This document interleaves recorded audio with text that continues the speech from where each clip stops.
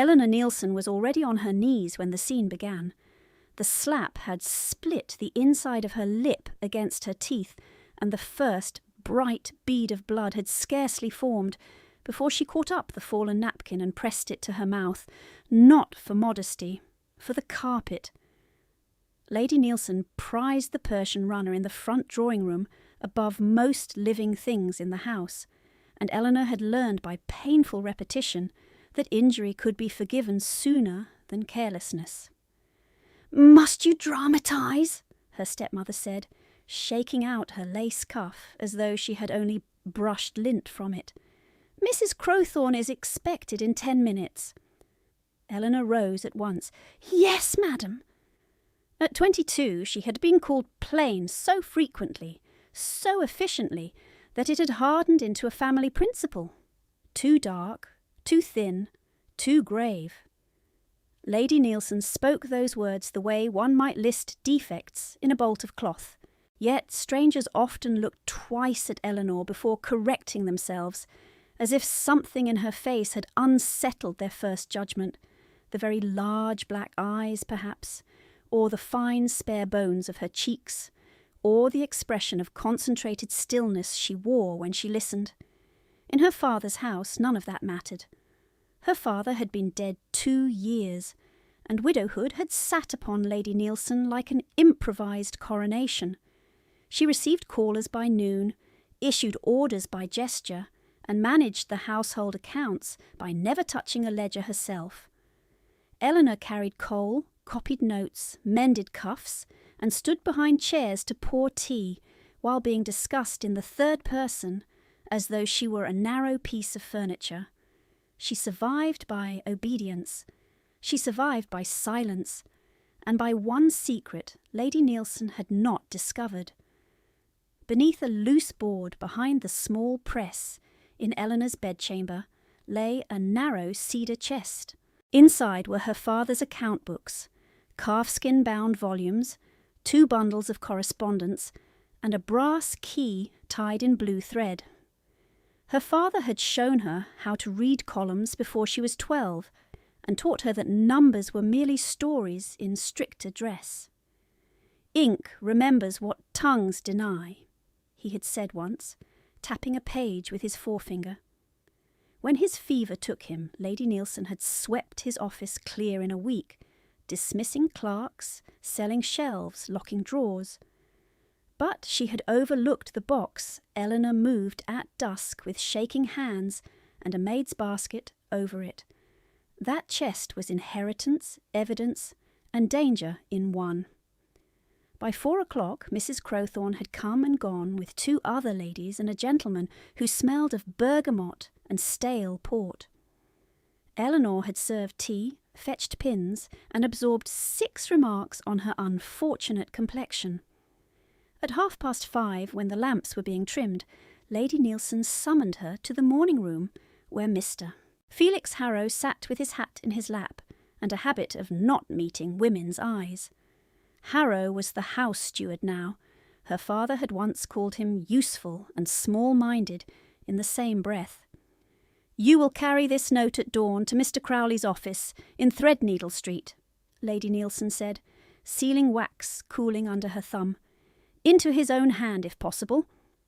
Eleanor took the folded paper. "Yes, madam." Lady Nielsen's smile was all polished edge. "Mr. Crowley is most patient with families who understand gratitude. We must not disappoint him further." Something cold moved under Eleanor's ribs. She had heard the name too often in the last month. Silas Crowley, creditor, lender, purchaser of desperate obligations. He was near 50, broad through the neck, with fingers that looked better made for strangling than signing. Harrow cleared his throat. "And you'll wear the grey wool, miss. Plain is best for business quarters." "As if anything else were possible," Lady Nielsen said lightly. Eleanor inclined her head and left before her expression could become visible.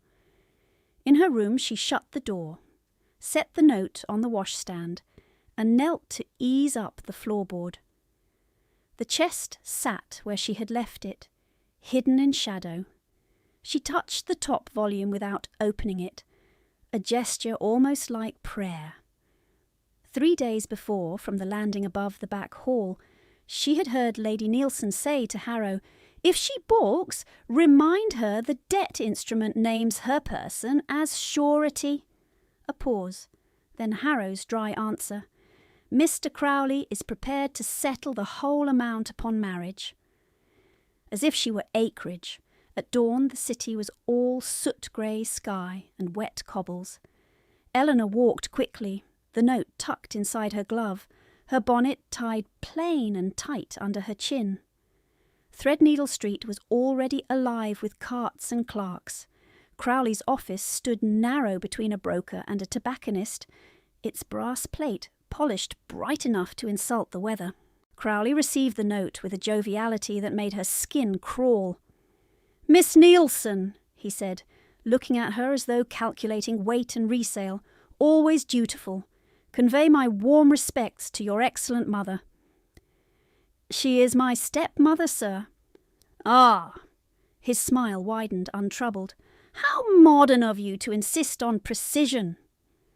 She left before he could say more. On the return, she took the park rail to avoid Holborn's mud.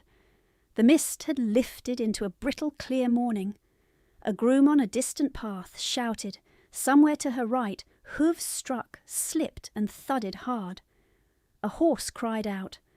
Eleanor turned and saw a dark bay rearing near the low fence, reins trailing. A man lay several yards off on his side, trying once and failing to rise. For one suspended instant, caution presented its entire case. A lone woman should not approach an unknown gentleman. Scandal travelled faster than coaches. If he were drunk or dangerous, she had no aid near enough. Then he drew breath through clenched teeth, and the sound made decision for her. She gathered her skirts and went. "My lord, sir, do not move yet." He turned his head sharply, annoyed before he was grateful. Even pale with pain, he looked severe. Hard mouth, straight nose, dark hair damp with sweat at the temple. Recognition came half a beat later. Lord Ashcombe. An earl.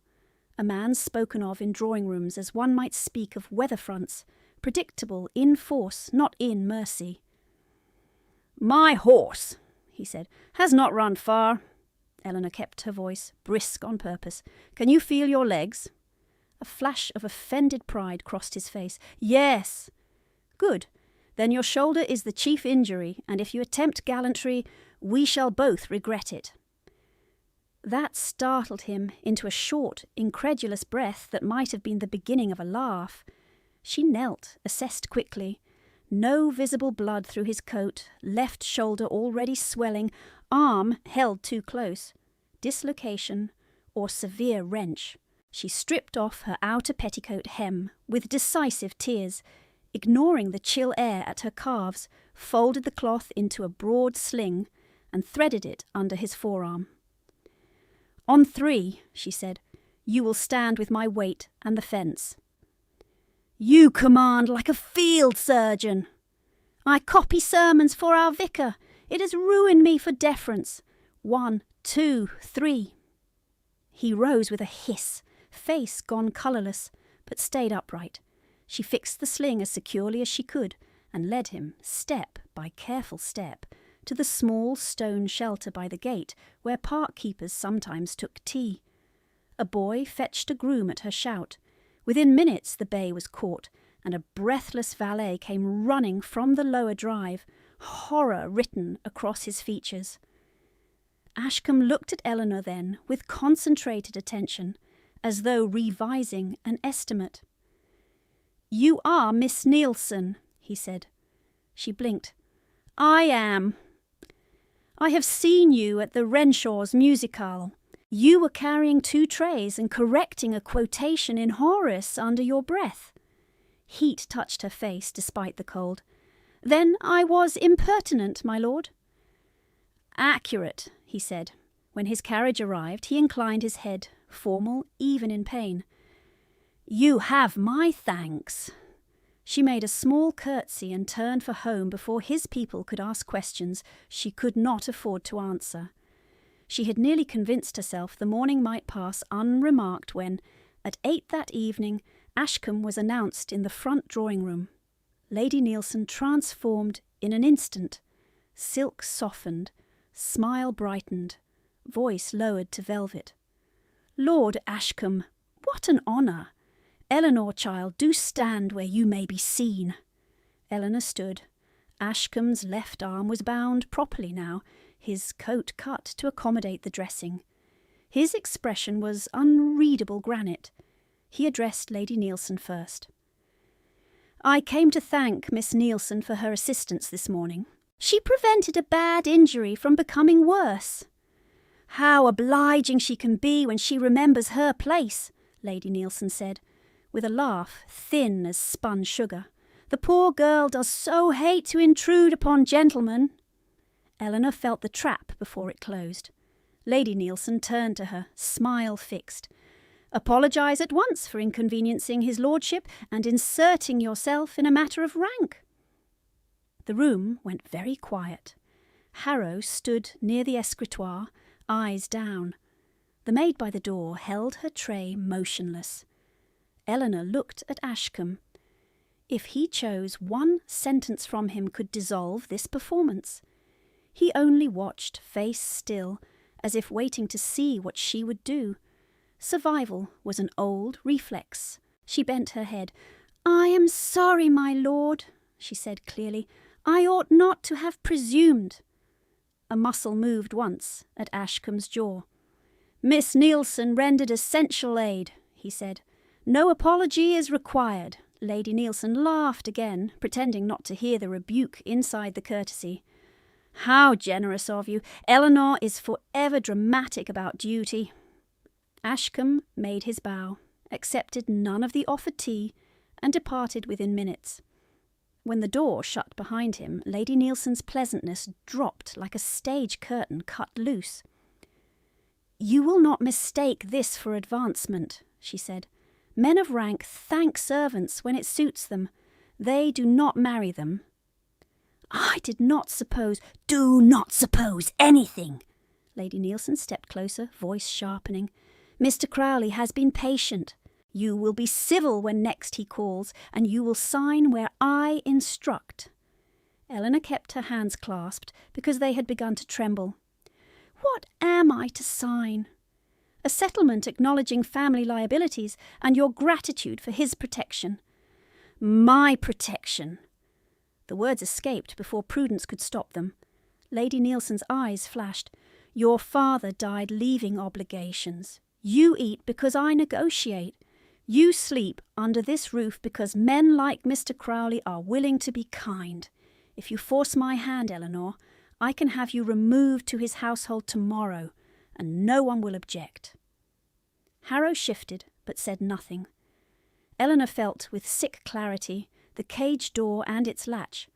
Under coverture, marriage would erase her legal personhood into her husband's. Whatever her father had intended for her, whatever papers remained, whatever chest lay under her floor, once married to Crowley, all could be taken, sold, burned, denied. That night she waited until the house stilled, then lit a single stub of candle and opened the cedar chest. Figures marched in neat brown lines across the page. Tenant disbursements, shipping insurance, school subscriptions, trust transfers. In the margin beside one late entry, her father had written, in his own hand, "For E. If anything happens, verify Harrow's balances against primary receipts." She stared at the sentence until the ink blurred. The next afternoon, a sealed note arrived, heavy cream with an Ashcombe crest impressed in dark green wax. Lady Neilson broke it herself and read with raised brows. "Well," she said slowly, "how interesting." She passed the paper across to Eleanor, who took it with controlled fingers. "Lady Neilson," it read in a firm hand, "I am informed Miss Eleanor Neilson possesses uncommon skill in accounts and copies both English and Latin with precision. I require temporary assistance cataloguing papers relating to the Ashcombe Estate School and associated trusts. Should Miss Nielsen be permitted to attend at my London house 3 mornings weekly, she will receive proper compensation and conveyance. Ashcombe, Lady Nielsen leaned back, already calculating. You see, opportunity comes to those who obey. You will go, of course. Eleanor looked up. Will I be allowed to keep the wages? Lady Nielsen smiled as if at a child who had asked whether rain might fall upward. Do not be vulgar. So that was the price. Her labour, her name, her hours, converted again into someone else's advantage. Yet, beneath the resentment, something steadier took hold. Ashcombe's estate school, associated trusts, numbers, records, signatures. If there were truth anywhere, it would be there, in ink that could still remember. I understand, Eleanor said. Mind that you do. Lady Nielsen rose and adjusted her bracelets. And Elena, if you entertain any fantasy, that gratitude from an earl changes what you are, dismiss it now, one whisper of impropriety, and I shall send you straight to Mr. Crowley with my blessing. Eleanor folded the note once, exactly along its crease. What was at risk was no longer abstract. It was her body, her father's name, the remnants of her future, and the difference between being transferred like debt and standing long enough to prove a theft. She lowered her eyes because that was what survival looked like in daylight. Yes, madam, she said. But that night, when she replaced the ledgers beneath the floorboard, she did not pray. She planned. She planned by candle end and cold arithmetic. From the cedar chest she drew her father's last 2 annual ledgers, the packet marked private correspondence, and a scrap of foolscap she ruled into 4 narrow columns: date, amount, account name, corroboration. She wrote quickly, small enough that the page could be folded into the hem of a sleeve if needed. Names she already knew she wrote without flourish: Harrow, Crowley, Crowthorne, then left space beside each for transactions she had not yet seen, but now expected to find. When the candle guttered, she held the page close to read the final line her father had written years earlier in the margin of a school trust account. Relief monies to be dispersed only with double signature. Never through intermediaries. Never through intermediaries. Yet Lady Nielsen's liabilities had multiplied only after her father died, and Harrow had become intermediary to everything. Eleanor recopied 3 figures she could not trust herself to remember by morning, folded the paper into a strip, and slid it inside the casing of her sewing needle book. Then she replaced the ledgers beneath the floorboard and slept in fragments, waking at each board creak in the passage, as though discovery had already come. The first morning she was sent to Ashcombe House, Lady Nielsen inspected her as if selecting a parcel for delivery. No ornament, she said, flicking a finger at Eleanor's cuff. And mind your tongue. Gratitude, not opinions. Harrow stood by the hall table with a paper in his hand. For convenience, miss. A receipt to sign for wages when tendered. Lady Nielsen will hold funds against household obligations. He offered the document. Eleanor took it, read the first 3 lines, and felt her spine go rigid. It was not a simple wage receipt. It acknowledged advances made by Mr. Crowley on her behalf and consented to familial consolidation of liabilities. She passed it back. I will sign for wages only, she said quietly. Harrow's nostrils thinned. You are not in a position to revise legal phrasing. I am in a position to read it. Lady Nielsen's voice came cool and bright from the stairs. Do not be tiresome, Eleanor. Mr. Harrow is helping you. Eleanor lowered her eyes because the carriage had arrived, and this was not the battleground on which she could win anything. Then have it redrafted before this evening. A pulse beat once in Harrow's temple. He folded the page without reply. Ashcombe House stood in Grosvenor Square, severe and elegant, with clean stone steps and windows that gave nothing away. A footman admitted her to a side entrance, not the main hall, and conducted her through a sequence of quiet rooms that smelled of beeswax, coal, and old paper. In the library, Lord Ashcombe stood at a long table laid with tied bundles of correspondence and 3 open ledgers. His arm was still in a sling, though he held himself as if he resented every concession to injury. "Miss Neilson," he bowed slightly. "Thank you for coming." She curtsied. "My lord," he indicated the table. "Estates, school accounts, 10 years neglected. I had intended to review them myself and discovered I can neither write properly one-handed nor endure my own handwriting when I try. I am told you can. I can make them legible, at least." Something almost like approval moved at the corner of his mouth. "Excellent. Mr. Pike will bring indexing cards. Begin with donor registers and tuition remissions. Flag anything unclear. Do not assume error where age may explain it." "No, my lord." He hesitated a fraction. "And if any man in this house addresses you as if your employment is ornamental, tell me his name." She looked up, startled enough to forget composure for half a second. "Yes, my lord." By noon she had sorted 2 years of school subscriptions, identified missing receipts for coal deliveries, and corrected 3 Latin names copied phonetically by a prior clerk.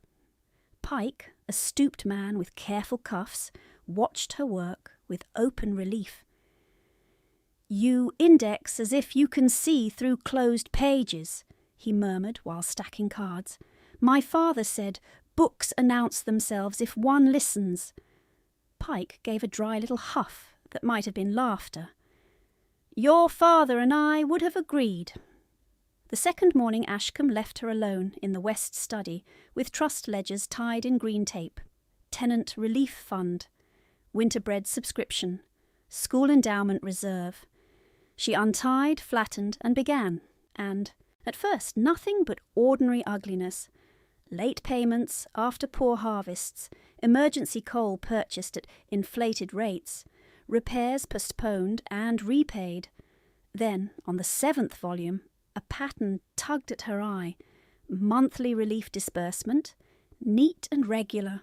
Same day, similar amount, transfer out under administrative consolidation. Recipient, Neilson and Harrow household account. She checked the line above. Double signatures required, only one present. A cramped H. Harrow. She turned pages faster, pulse climbing. The same transfer appeared again and again, under varying labels. Temporary bridge, fee equalisation, advance against charitable pledges. Each one passed through a trust linked in earlier years to her father's firm, where he had served as external verifier. Her throat went dry. This was not isolated theft. It was a channel. She copied date, amount, notation, signature style, then pulled the next ledger. More of the same. Different ink. Different hand entering the first half, Harrow in the second. Once, in Lady Neilson's distinct looping script, a marginal note. Hold until C confirms marriage date. C. Crowley. The paper seemed suddenly to tilt beneath her fingers. At home that evening, Lady Neilson asked no direct question. She did worse. Mrs. Crowthorne sat in the drawing-room with 2 acquaintances when Eleanor entered with the tea tray. Lady Neilson accepted her cup and said, in a voice pitched for sympathetic intimacy, "Poor child, she is useful enough with figures. Lord Ashcombe has taken quite a practical interest in her future. One hopes she remembers gratitude and does not mistake employment for attachment." The ladies exchanged that bright, predatory glance women used when, scenting scandal, they could consume without cost. Eleanor set down the tray with steady hands. Mrs. Crowthorne tilted her head. "An earl's house 3 mornings weekly? How very uncommon!" "Necessity is always uncommon," Lady Nielsen said, "though I confess I worry she might encourage talk. Plain girls are so vulnerable to delusion." Eleanor stood behind the tea-table and poured as if deaf.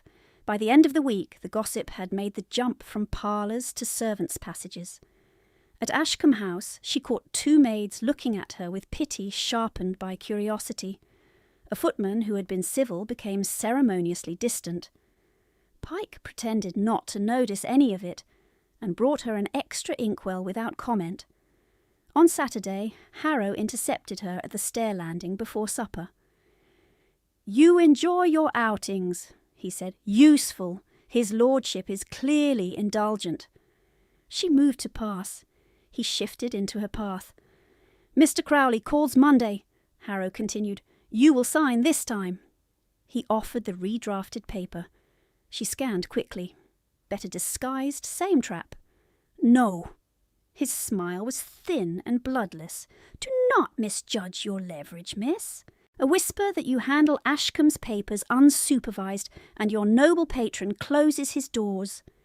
She met his gaze. "If you intend to accuse me, do it plainly." "I prefer patience." He lowered his voice. "Debts are collected one way or another." He stepped aside. Eleanor descended without haste, though every muscle in her back felt wired.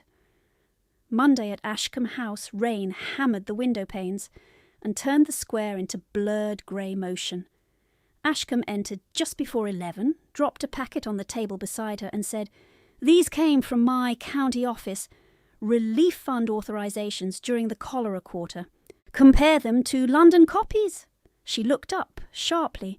"You suspected discrepancy already." "I suspected incompetence," he said. "You look as if you suspect intent." She could not answer with Pike in earshot and a footman crossing behind with coal. "I suspect patterns, my lord." "Good." His gaze held hers a beat too long for mere business.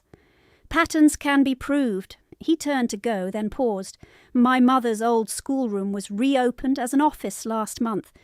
You may use it for copying if the library grows crowded."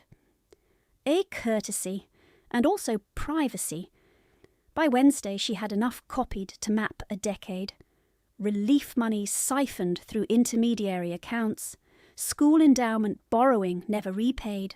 False liabilities posted against her father's old firm after his death, then consolidated under Crowley's credit instruments. The amounts were cleverly modest each quarter, catastrophic in some. She needed originals from her chest to tie the line cleanly. One receipt book in her father's hand and the correspondence bundle with seal impressions from the old trustees. Without them, Harrow could still claim clerical confusion. That evening she risked it. She wrapped the slim receipt book and 2 letters in linen, slid the parcel beneath her cloak, and told Lady Nielsen she had promised to return a borrowed devotional to Mrs. Pike. Lady Nielsen barely glanced up from her cards. At Ashcombe House, dusk had deepened to blue-black. The butler hesitated when she asked for 5 minutes in the study. Ashcombe was out at a committee dinner, he said, but expected by 10. She should leave papers with Mr. Pike in the morning. "It cannot wait," Eleanor said. "Please." Whether it was urgency in her tone or exhaustion in his, he relented and sent her to the west study with 1 lamp lit. She worked standing, hands moving quickly, her father's receipt number aligned to relief disbursement number, trustee seal matched to transfer authorization. Harrow's single signature breach noted 6 times where double signature was mandated. She had just untied the second letter when voices sounded in the corridor. Not Ashcombe's. Lady Nielsen swept in first, wrapped in plum velvet despite the weather, Harrow at her shoulder, and behind them the butler, a footman, and one of Ashcombe's housemaids with eyes round as coins. "There," Lady Nielsen said softly, triumphant. "Exactly as I feared." Eleanor straightened, the ledger still open under her hand. "Madame," she said. Lady Nielsen moved toward the desk and plucked up one of the copied sheets.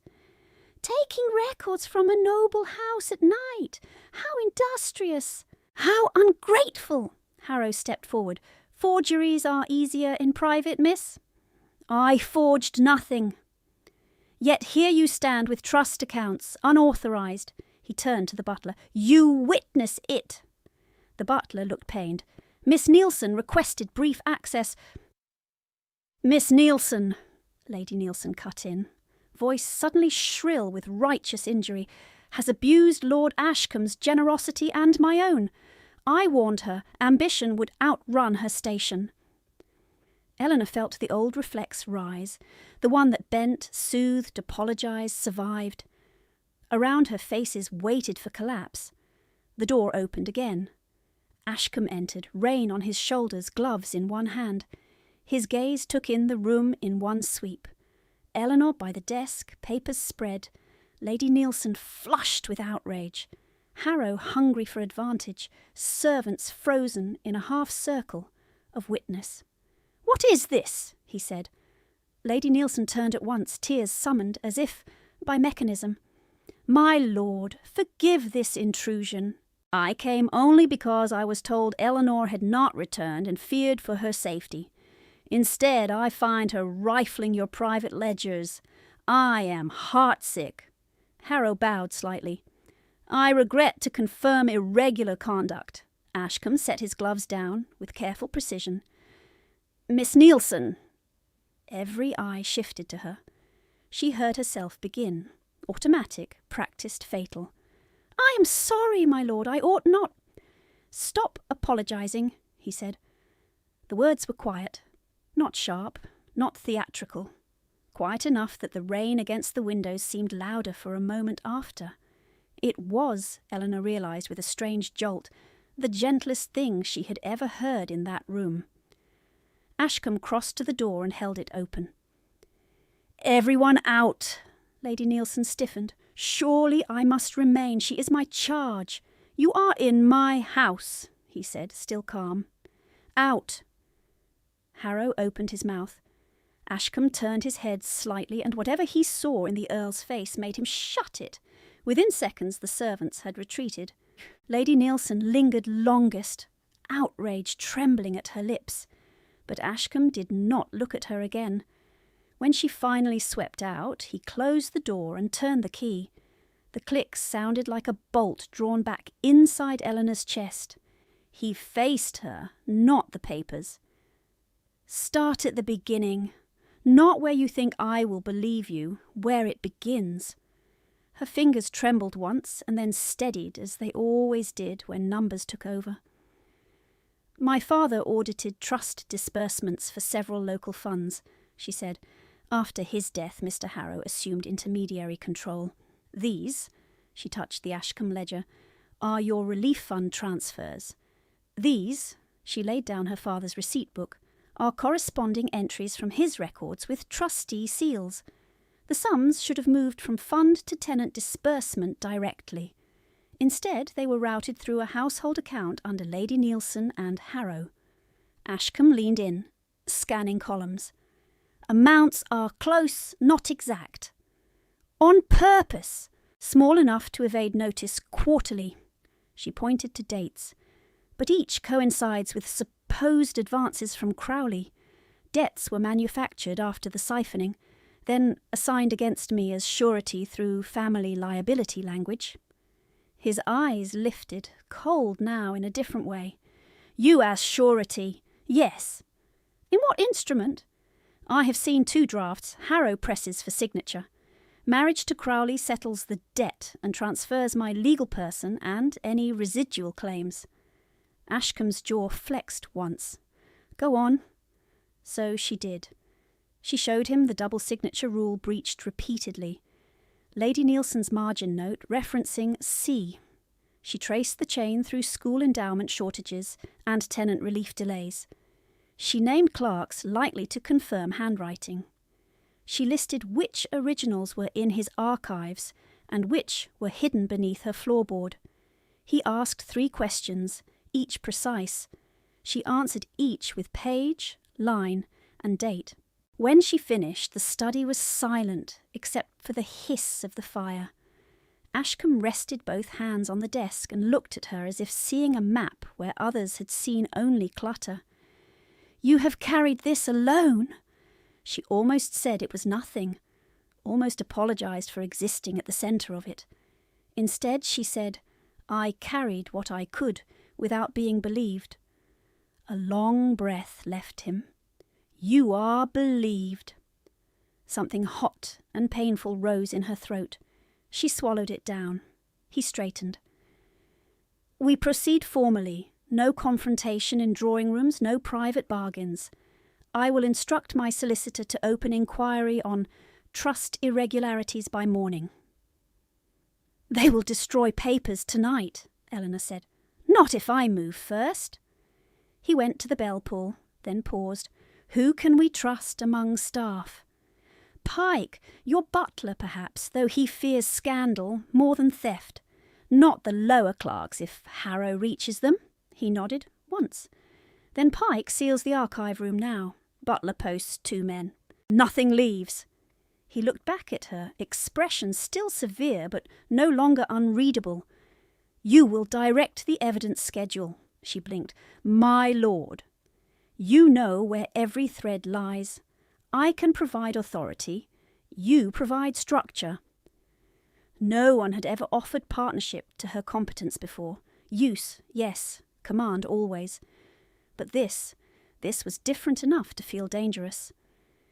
"If we do this," she said slowly, "Lady Nielsen will turn every whisper against us. She has already begun." "Let her whisper."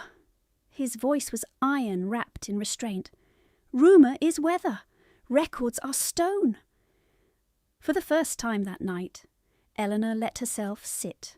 Her knees had started to shake without permission. Ashcombe moved to the sideboard, poured water, and set the glass near her hand without comment. A small act, unadorned. After a moment he said quieter, "When they pressed you just now, you apologised before you spoke." She stared at the rim of the glass. "It is efficient. Apologies buy time." "They also concede guilt before evidence?" "Yes." She gave a brittle half-smile. "That too." He did not pity her. Thank God he did not pity her. He only said, "Not in this room." A knock sounded. Pike's voice, anxious through wood. "My lord." Ashcombe unlocked the door but kept his body in the gap. "Mr. Pike, we require the archive sealed and witnessed. Bring wax, inventory sheets, and the county strong box key. At once!" "Yes, my lord." Ashcombe turned back to Eleanor. "Can you remain another hour?" She thought of Lady Nielsen waiting at home with sharpened questions, of Crowley perhaps already seated in her father's chair, of Harrow counting on her silence. "Yes," she said. "Good." He gathered the suspect pages into a neat stack and slid them toward her. "Show me where to begin." And Eleanor, who had spent years learning to make herself smaller than rooms designed to erase her, leaned over the desk beside him and began to name the evidence aloud. "This entry," she said, tapping a line with the back of her pen so she would not blot it, "appears harmless unless you set it beside the county authorisation book. Then it is the same sum split into 2 numbers and called a transport fee." Ashcombe followed without interrupting. His shoulder angled stiffly as he wrote one-handed notes to Pike's dictation. Wax, string, signatures, witness marks. The room became an improvised tribunal before midnight. By 1 o'clock, 6 ledgers sat sealed in the county strongbox. 2 bundles of letters were logged separately, and Pike had copied an inventory in triplicate, each page countersigned by Ashcombe and, at Ashcombe's insistence, by Eleanor. "If this is contested," he said, handing her the pen, "your hand must stand beside mine from the first hour." She signed, "Eleanor Nielsen." No apology appended, no qualifying phrase. Ashcombe sent Pike with the strongbox key to wake his solicitor, Mr. Fenwick, and dispatch a clerk to the magistrate's chambers before dawn. He then ordered his carriage brought round for Eleanor. "I can walk," she said, "in this rain? Through half the city with every rat in London looking for dropped paper." His tone was dry, then softened. "Allow me one unnecessary courtesy." She almost smiled despite the hour. "Very well, my lord." When she reached home, the lamps in Lady Neilson's sitting room were still lit. Lady Neilson stood in wrapper and pearls, as if midnight were merely late afternoon, Harrow at her elbow with a decanter he had not touched. "You are very late," Lady Neilson said. "How devoted!" Ashcombe's groom opened the carriage door and remained on the step, expression blank and immovable. Eleanor stepped down, met Lady Neilson's stare, and said only, "I was working." Harrow's gaze flicked to the groom, then back. "At 1 in the morning." "At figures," Eleanor said. She went inside without waiting to be dismissed. Behind her, Lady Neilson's laugh followed her up the stairs, brittle with calculation. By 9 the next morning, the counter-attack had begun. A constable arrived at Ashcombe House with a folded complaint bearing Lady Neilson's seal. Miss Eleanor Neilson, dependent ward, suspected of removing and altering private trust records while in the Earl of Ashcombe's employ. The complaint requested immediate suspension of her access to documents pending inquiry and warned darkly of undue influence by persons of rank. Fenwick read it in a thin line of silence. "They're not aiming to win yet," he muttered. "They're aiming to slow us and muddy your witness." Eleanor stood at the library table with her gloves still damp from the journey. "Can she bar me from assisting?" "Not directly." Fenwick tapped the page. "But a magistrate who smells impropriety may freeze everything long enough for records to vanish." Ashcombe's expression changed by degrees from restrained to dangerous. "Then we move faster." "We also move cleaner," Fenwick said sharply. "My lord, if you are seen as shielding a young woman against her guardian's complaint, the case becomes morality theatre. We require documents, not chivalry." The words landed hard because they were true. Before noon, 2 more blows came. First, a printed squib circulated in nearby coffee houses, implying Ashcombe had installed a governess-mistress in his study, and that charity accounts had gone astray under her pen. Second, one of the housemaids admitted, white-faced, that a man she did not know had offered her £0.50 to say she saw Eleanor copying seals in wax at night. "She said no," Pike told them, furious, "but someone knew enough to ask." Eleanor felt the old vertigo, truth still intact, yet the room around it tilting. If Lady Neilson succeeded, it would not merely stain her name. It would isolate her from the papers, cast every column she had traced as invention, and push the legal pace back into the hands of men who preferred settlements to scrutiny. With delay would come pressure. With pressure would come Crowley. Marriage could be performed quickly, quietly, and afterward no testimony of hers would stand independent of her husband's will. Ashcombe seemed to reach the same conclusion at the same instant. "You do not return there alone," he said. Fenwick lifted a brow. "There?" "My Lady Neilson's house. Miss Neilson must retrieve any originals she possesses." Fenwick swore under his breath. "Then she goes with me and a clerk, in daylight, with a written request witnessed at the door." Eleanor nodded. "My room under a loose board beside the press. Cedar chest." Ashcombe looked at her. "How long has it been there?"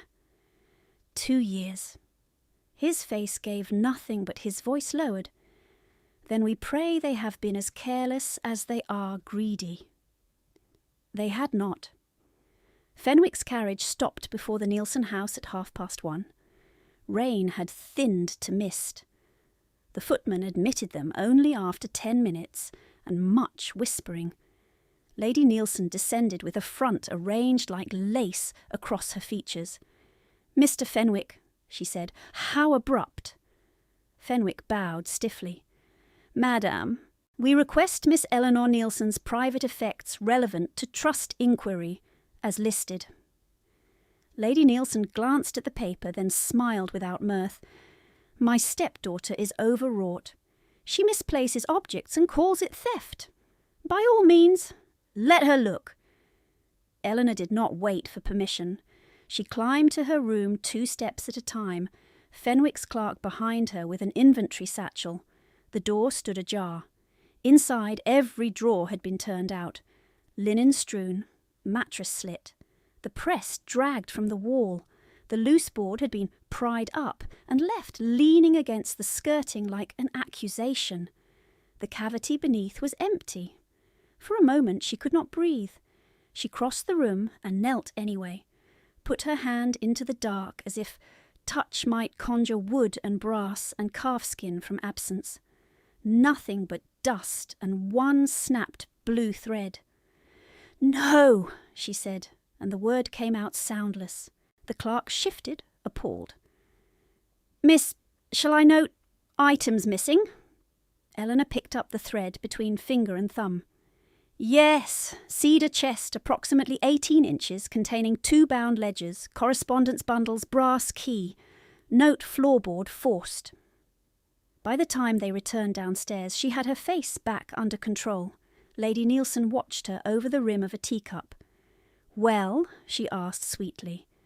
"My property has been removed," Eleanor said. Lady Nielsen widened her eyes. "Your property? In my house?" Fenwick stepped in before Eleanor could answer. "Madam, understand me clearly. Interference with documentary evidence in a trust matter is actionable."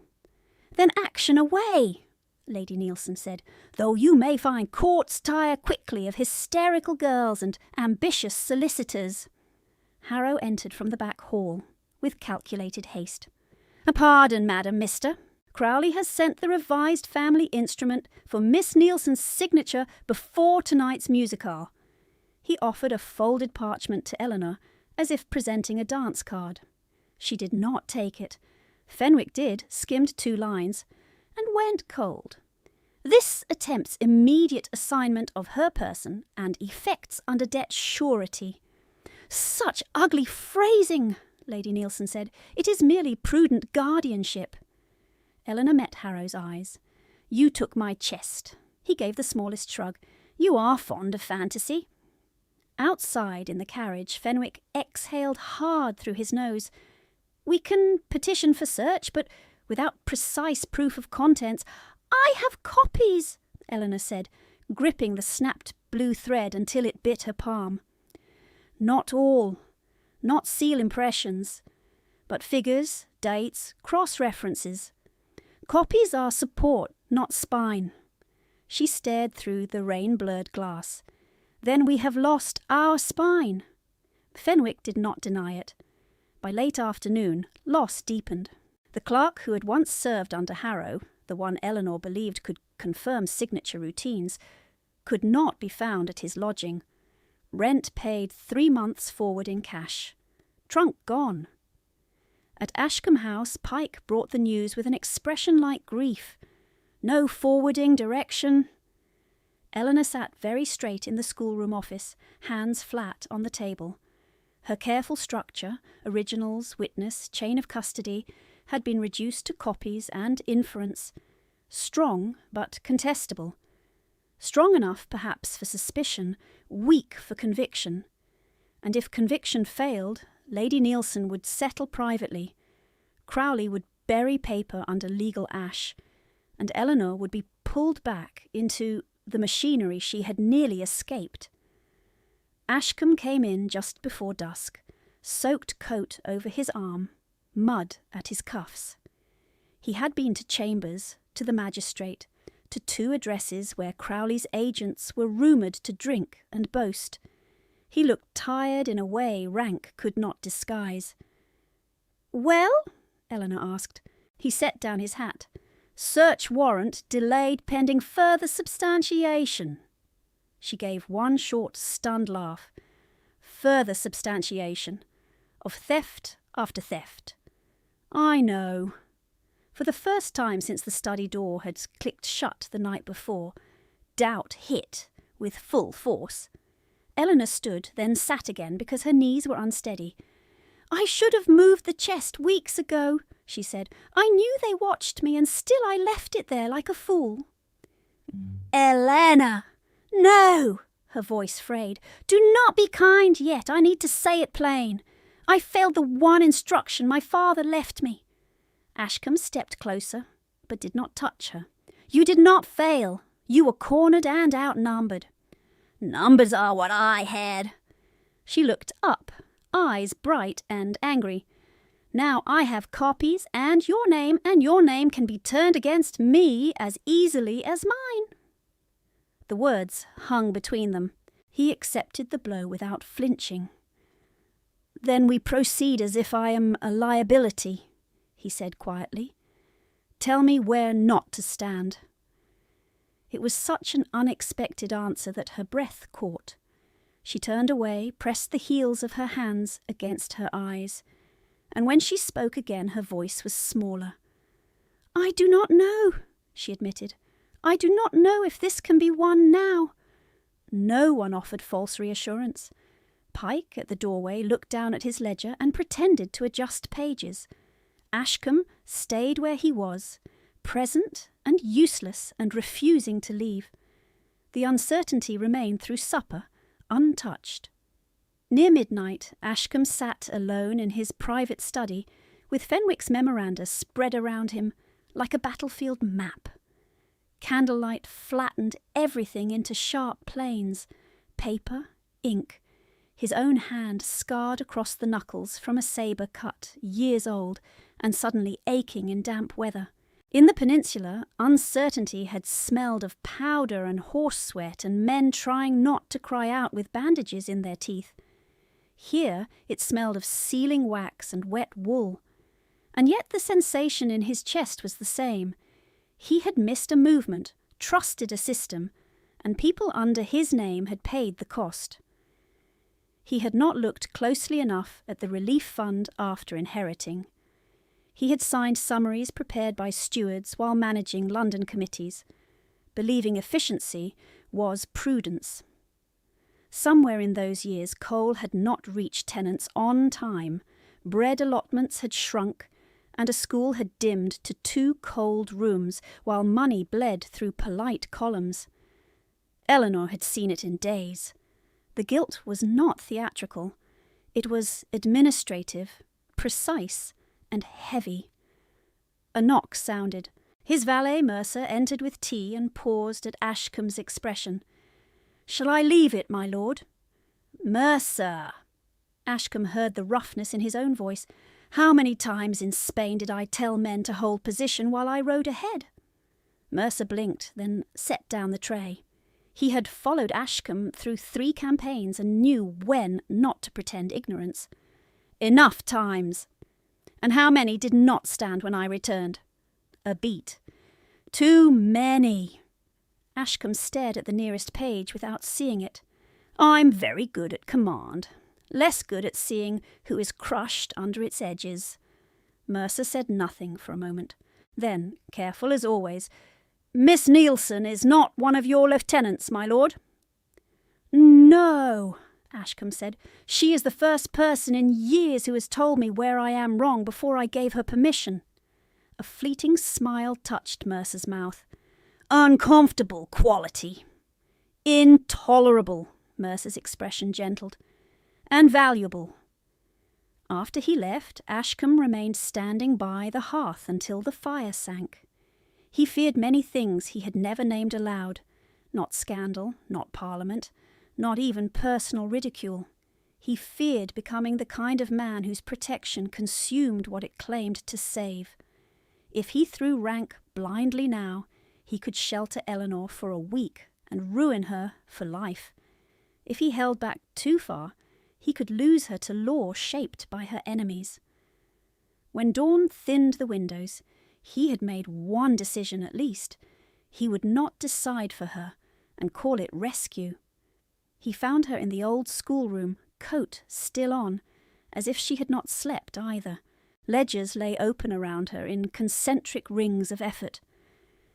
"There is one place they cannot resist an audience," she said before he spoke. He leaned against the table edge. "Lady Nielsen's music hall tonight." Eleanor nodded. "She sent invitations yesterday. Mrs. Crowthorne, 2 magistrates' wives, half the men who pretend not to know Crowley's business. She means to announce my engagement there and make refusal look like madness." Ashcombe felt something in him go still. "You cannot go alone." "I cannot stay away." She met his gaze steadily. "If I vanish into her custody now, she signs me into Crowley's house before your warrant dries." A footman appeared with a salver and bowed.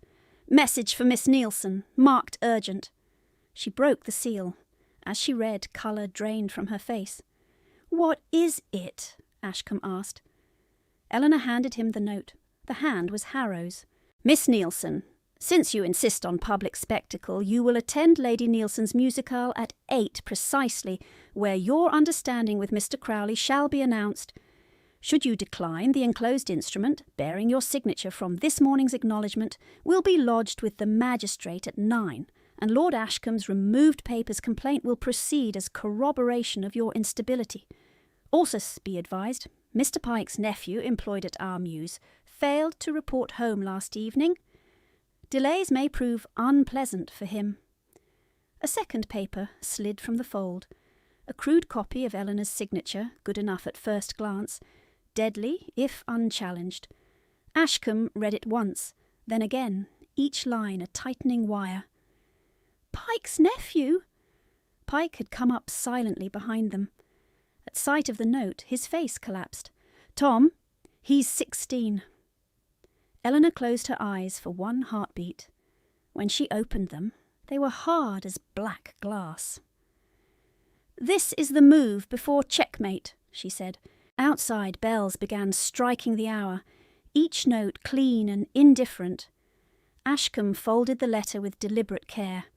"Then tonight we break the board." Whether they could, neither of them yet knew. Ashcombe did not wait for the bells to finish. Within 10 minutes, Fenwick had gone to Bow Street with Harrow's note, and Eleanor had gone with Pike to the mews named in the letter, wrapped in a plain cloak and anger so focused it felt like cold. A runner met them in the alley mouth, hat low, expression professional and bored in the way of men who had seen too much to be impressed by threats written in good ink. "Boys found," he said to Fenwick when they arrived.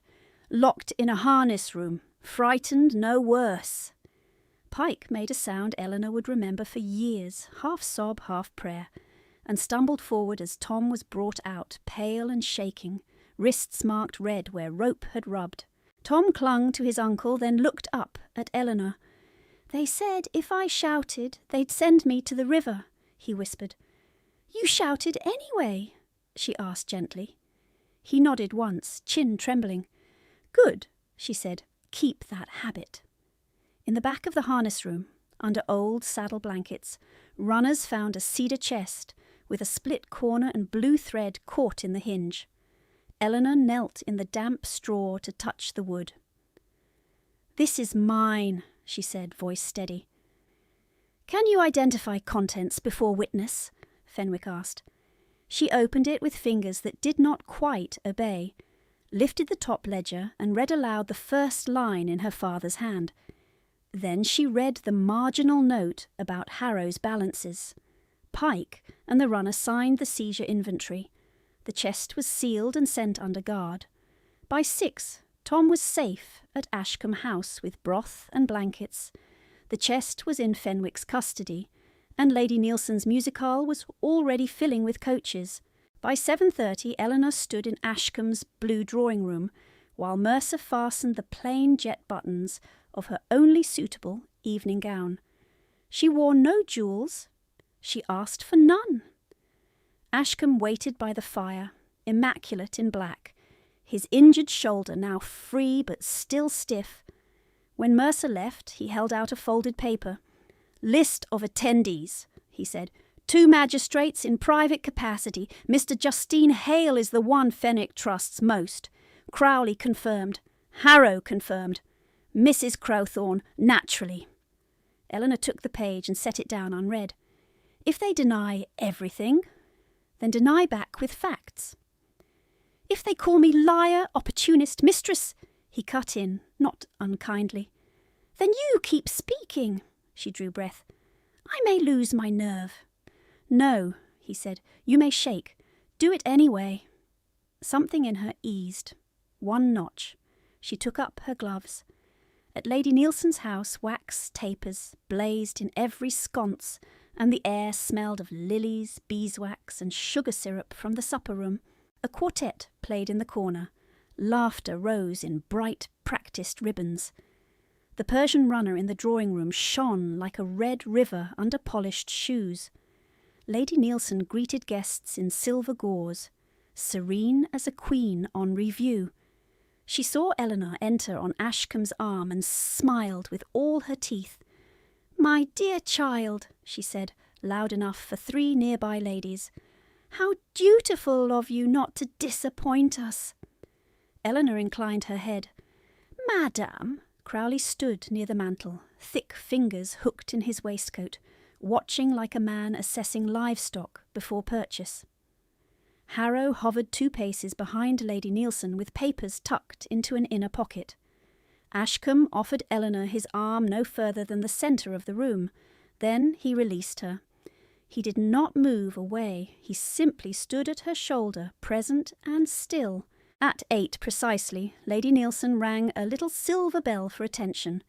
"My friends," she began, smile polished to brilliance, "before we continue with music, permit me a family happiness. My stepdaughter, Miss Eleanor Nielsen, has at last accepted the generous protection of our esteemed friend, Mr. Silas Crowley." "No," Eleanor said. The word was clear, not loud, and it cut through the room more cleanly than a shout. A rustle passed through the guests. Lady Nielsen's smile did not slip, it sharpened. "Child, do not be absurd. You are overcome." Eleanor stepped forward into the open space near the pianoforte and turned not to Lady Nielsen, but to a grey-haired gentleman near the second settee whom Fenwick had identified earlier.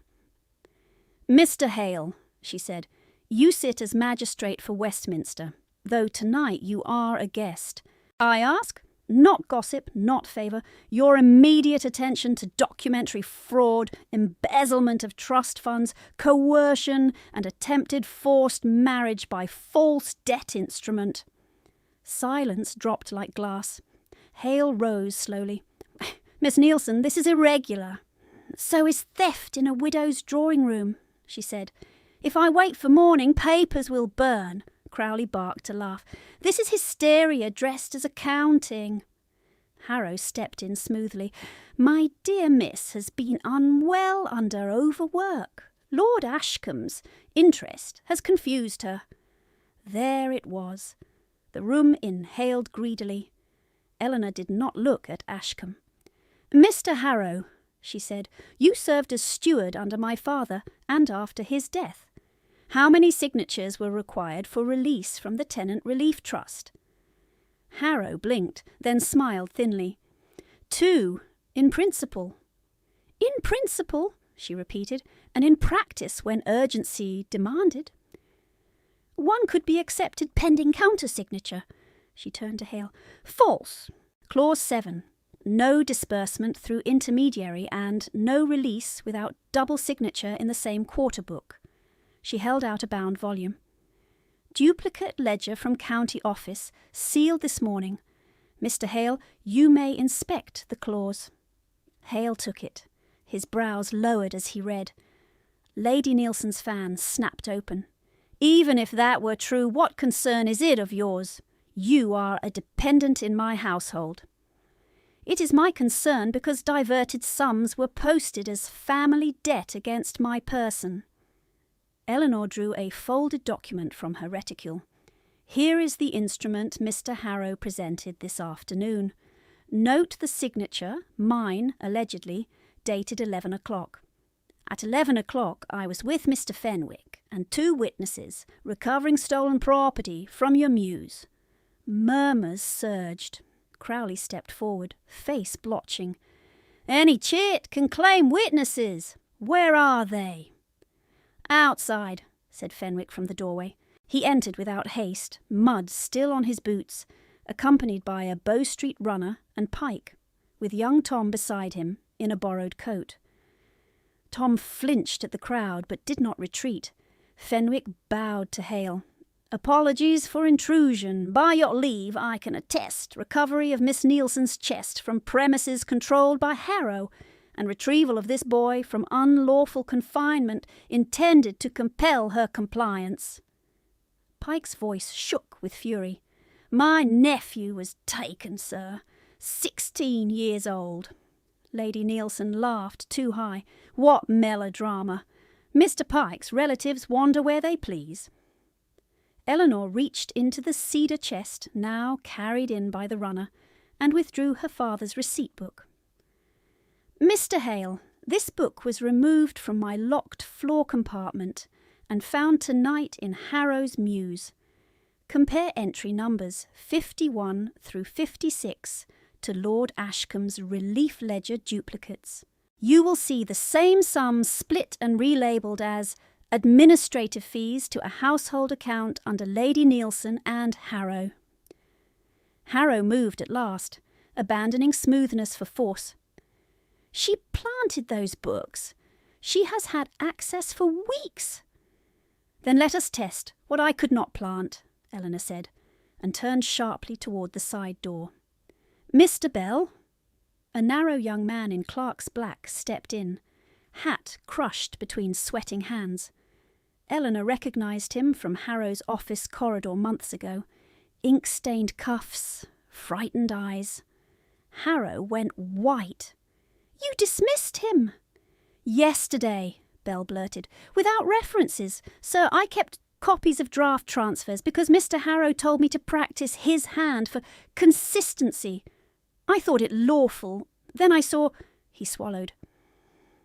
I saw Lady Nielsen's notes about marriage date and debt consolidation. I brought what I had to Mr. Fenwick when Miss Nielsen's message reached my lodging. Eleanor had sent that message at dawn, to Bell's sister's seam shop, the only address she remembered from an old invoice. It had been a risk. It had held. Harrow lunged toward Bell. The runner caught him by the arm before he took 2 steps. Careful, sir, the runner said mildly. You're in company. Crowley slammed his glass down hard enough to crack crystal. I don't answer to kitchen clerks and girls with grudges. This is commerce. Debts are debts. Eleanor faced him fully for the first time. Debts are debts when they are real, signed freely, and not fabricated by siphoning charity money to create the need they pretend to solve. Lady Nielsen's composure broke. Ungrateful little serpent, she hissed. Everything I did was to keep this house standing. You would have had us in ruin. You taught me obedience, madam, Eleanor said, the words ringing through the bright room. Not blindness. For one beat, nobody moved. Then Lady Nielsen struck faster than anyone expected, fan edge slicing toward Eleanor's cheek. Ashcombe caught Lady Nielsen's wrist mid-air. Not rough, immovable. Do not, he said.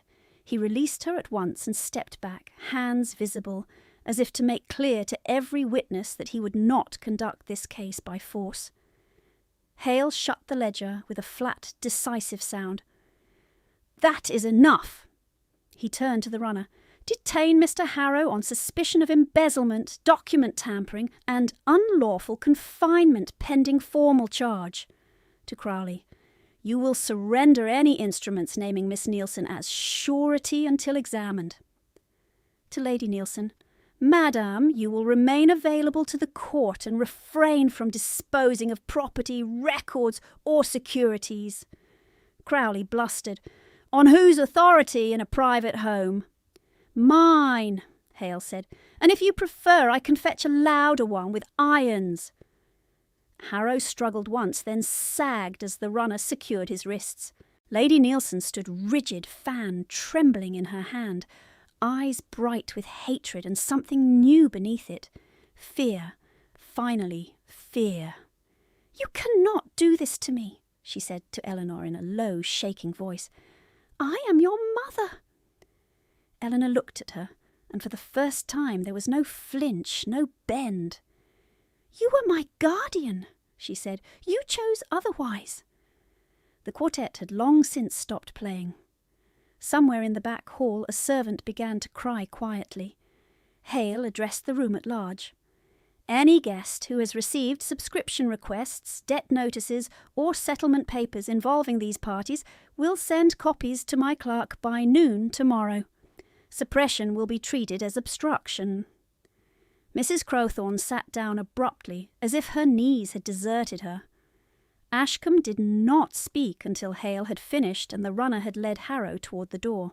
Then he said evenly to the room, "Any suit or slander against Miss Nielsen in retaliation for lawful complaint will be answered by my solicitors and by me." He did not touch Eleanor. He did not place himself before her. He simply stood where all could see that he stood with her, and this time nobody mistook it for charity. The crowd broke in jagged fragments, some guests fleeing, others hovering to offer sympathy they had not offered an hour earlier. Eleanor accepted none of it. Her hands had begun to shake now that stillness was no longer required. In the front hall, while cloaks were fetched and voices hissed behind fans, Hale drew her aside. "Miss Nielsen," he said, no longer performative, only tired and brisk, "you were very nearly too late. If those originals had burned—" "They did not," she said. "No, because you moved tonight. Keep moving. Be ready at 10 for sworn statement." "I will." He glanced toward Ashcombe, then back. "You did the hard part yourself. Remember that when they say otherwise." Outside, rain had stopped. The street shone black under gaslight. Pike and Tom waited by Fenwick's carriage. Tom raised a tentative hand when he saw Eleanor, as if unsure whether he was permitted relief.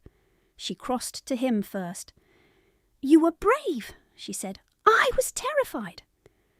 "Brave is what one does while terrified." Tom considered this and nodded solemnly, as if entering it in a private ledger. Fenwick climbed in after Pike and shut the door. 10 o'clock, Miss Nielsen. Do not vanish." "I have no intention," she said. When the carriage rolled away, Ashcombe remained by his own, hat in hand. For once his reserve seemed less armour than restraint under strain. "Are you injured?" he asked. "No. Do you wish company?" She almost said no from habit, yes from exhaustion. What came out was honest. "I wish 5 minutes in which no one asks anything of me." He inclined his head. "Take 10. He walked a little way down the pavement, leaving her by the lamp-post in the cool, wet air. She leaned one shoulder against the stone and closed her eyes. No one had struck her. No one had made her kneel. No one had forced an apology from her mouth to purchase permission to speak. When she opened her eyes, Ashcombe was still there, exactly 10 paces away, turned half aside to grant privacy without absence. "Thank you," she said. He came back, offered his arm. "Home?" She hesitated. "I don't know where that is tonight." "Then to my house," he said. "Not as refuge, as headquarters." Something like a laugh escaped her, raw and surprised. "Very well, my lord, headquarters." The next weeks were not gentle, but they were public. At Westminster, under Hale's oversight, documents spoke louder than charm. Bell testified to instructed hand imitation. Pike produced inventory logs and chain of custody records so precise even opposing counsel stopped trying to rattle him. Tom described confinement in the Mews with blunt adolescent clarity that made jurymen look down at their boots. Fenwick dismantled Crowley's debt instruments clause by clause until they appeared what they were, cages drafted in legal script. Lady Nielsen fought all of it. She changed gowns like strategies. One day she wept and called herself a widow besieged by vindictive men. The next, she stood bright-eyed and accused Eleanor of seduction, theft, ingratitude, madness. In private conference, she offered compromise, withdraw charges, marry Crowley quietly, retain a handsome allowance. Eleanor refused every term. At the final hearing, when judgment came restoring Eleanor's inheritance and placing Lady Nielsen under supervised allowance in Bath pending further civil penalties, Lady Nielsen laughed once, bitter and incredulous. "Bath," she said, "to be watered and watched like an invalid." Hale did not look up from the order. "You may call it accountability if you prefer." Harrow, pale and reduced in prison grey, would face transport recommendation if restitution failed. Crowley escaped jail through technicalities and money, but lost enforceability on the false instruments and half his respectable clients by week's end. The Tenants' Relief Fund, however, still required rebuilding. Missing sums had to be traced, repaid and reallocated before winter. On a windy morning in late October, Eleanor stood in Ashcombe's former schoolroom office with sleeves rolled, adding columns while Pike sorted receipts into labelled trays. Coal, bread, medicine, tuition remission. Ashcombe entered quietly and watched for a moment before speaking. "Fenwick says we can appoint any competent overseer for the restored fund." Eleanor did not look up. "Then appoint one." "I have one in mind." She set down her pen. "You mean me?" "I do." She met his gaze. "On salary, contracted authority, quarterly publication of disbursements." His mouth curved. "You negotiate like a general." "I learned from thieves." He stepped closer, resting one hand on the back of the nearest chair. "There is one more term I would add, if you permit." "Which is?" "That you stop calling this my schoolroom." She frowned slightly. "It is your house." "It is our work," he said, "and if you accept the post, it will be your school." For a second she could not speak. Then she looked down at the ledger to hide the sudden sting behind her eyes. "I am sorry," she whispered, and then stopped herself, almost startled by the old reflex caught in motion. Ashcombe waited. She drew breath, tried again. "Thank you, I accept." The school reopened on a cold, bright day, with 6 children in patched coats, 2 new slates, 1 cracked globe, and an iron stove that smoked unless coaxed. Eleanor spent the morning assigning the copywork, and the afternoon arguing with a coal merchant over short weight. By dusk she was ink-stained, hoarse, and happier than she had known she could be. She found Ashcombe in the doorway as she stacked primers. "You missed your carriage," he said. "I dismissed it. I meant to finish accounts." He stepped inside, closed the door against the corridor draught, and held out his hand. In his palm lay a small silver watch, worn smooth at the edges, the glass newly replaced. Eleanor stared. "My father's!" "Recovered from Crowley's effects during inventory seizure," Ashcombe said. "Fenwick had it repaired." She took it carefully, as if it might vanish. The hinge clicked open. Inside, faint but legible, her father's initials and a scratch she remembered from when she dropped it at 14. Tears came before she could stop them. She made an embarrassed sound, half laugh, half surrender. "I am—" "Don't," Ashcombe said softly. She looked up. He had no prepared speech visible on his face, which made what followed truer. "I have been afraid of this," he said. "Not scandal, not refusal, need." He paced once, short and abrupt, then turned back. "In Spain I learned to keep men alive by distance. Clear orders, no promises, beyond dawn. In London I kept that habit and called it discipline. Then you walked into my study with stolen ledgers and a split lip and an apology ready for crimes you had not committed, and I found I wanted—" He broke off, jaw tightening. "I wanted you believed more than I wanted to be right. I wanted your safety more than my reputation. I wanted your regard more than my peace." Eleanor's fingers closed around the watch until the metal warmed. He went on, voice lower. "If you marry me, I cannot promise never to be proud, abrupt, or wrong. I can promise I will not make obedience the price of love. I will not use protection as a leash. I will argue with you in daylight and listen in full. I will put my name where yours is threatened and step back where your strength must stand." He drew a breath that trembled only at the end. "Eleanor Nielsen, will you marry me?" The room was very quiet. Banked stove tick, distant carriage rumble, the rustle of paper settling on the desk. She stepped toward him, then stopped close enough to see the faint scar at his temple she had once noticed in the park shelter. "Yes," she said, "on terms."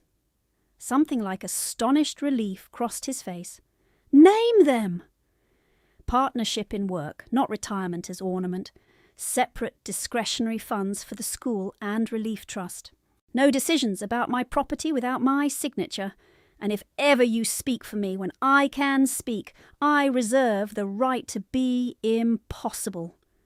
His laugh came sudden and unguarded, younger than she had ever heard him. "Agreed. Entirely." She looked down at the watch, blinking hard again. "I am sorry. I keep crying." He lifted one hand, knuckles brushing her cheek with exquisite care. "Stop apologizing," he said, gentlest still. This time she did. She leaned into his touch, then into him, and when he kissed her, it was not conquest, not rescue, only a vow translated into breath. Their wedding was small, by choice. Pike in a new coat that sat awkwardly across his shoulders. Tom scrubbed nearly colourless and trying not to fidget. Fenwick grimly proud. Mercer pretending not to cry and failing. Mrs. Crowthorne sent regrets and a basket of oranges no one ate. On Eleanor's first morning as Countess of Ashcombe, she rose before dawn, tied on an apron over her plain gown, and went to the schoolroom to check the stove and ink. Ashcombe found her there on his way from the stable yard, hair wind-tossed, gloves in hand. "You are aware," he said, "that countesses are permitted idleness." She glanced up from a stack of copybooks. "I am aware many things are permitted. This is preferred." He kissed the top of her head and went to fetch coal without argument.